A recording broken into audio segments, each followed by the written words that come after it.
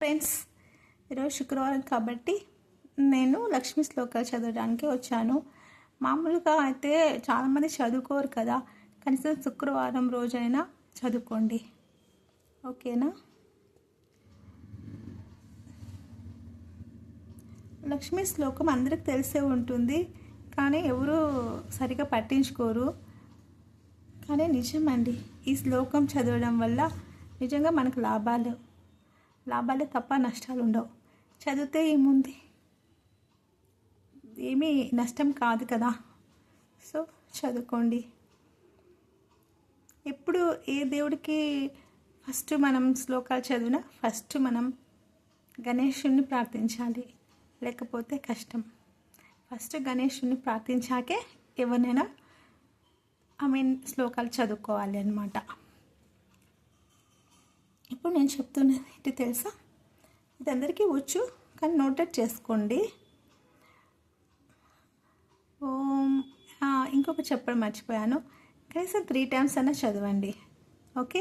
రోజు చదివితే ఇంకా మేలు. శుక్రవారం అయినా పర్వాలేదు, చదివితే మనకే మంచిది.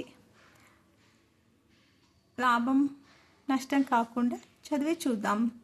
నష్టం అయితే లేదు కదా, చెడు అయితే జరగదు కదా. So చదివేద్దాం, okay? ఓం గం గణపతి నమః, ఓం గం గణపతి నమః, ఓం గం గణపతి నమః. లక్ష్మీం క్షీరసముద్రరాజతనయాం శ్రీరంగధామేశ్వరీం దాసీభూత సమస్తదేవవనితం లోకైకదీపాంకురాం శ్రీమన్మంతకటాక్షలబ్ధవిభవ బ్రహ్మేంద్ర గంగాధరం త్వాం త్రైలోక్యకుటుంబినిం సరసిజం వందే ముకుందప్రియం.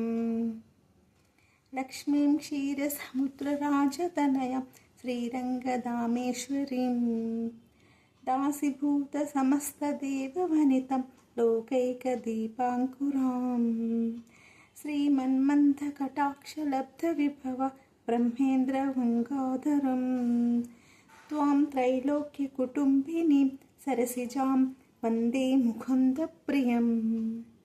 లక్ష్మీం క్షీరసముద్రరాజతనయాం శ్రీరంగధామేశ్వరీం దాసీభూత సమస్తదేవవనితం లోకైకదీపాంకురాం శ్రీమన్మంతకటాక్షలబ్ధవిభవ బ్రహ్మేంద్ర గంగాధరం త్వాం త్రైలోక్యకుటుంబినిం సరసిజాం వందే ముకుందప్రియం.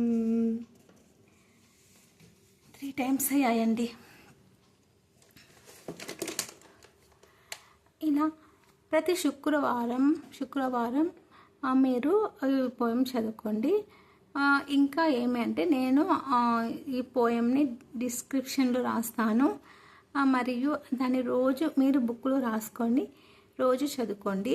Only 3 times, okay? ఎక్కువేం అవసరం లేదు, మీరు ఇంకా ఇంతవరకు చదువుకోవాలి అలాగా అవసరం లేదు. ఓన్లీ 3 times చదువుకోండి. ఇంకా వీలు కాని వాళ్ళు శుక్రవారం అయినా చదువుకోండి. చాలా మంచిదండి, మన కోసమే చెప్తున్నాను, okay? All the best. Thank you.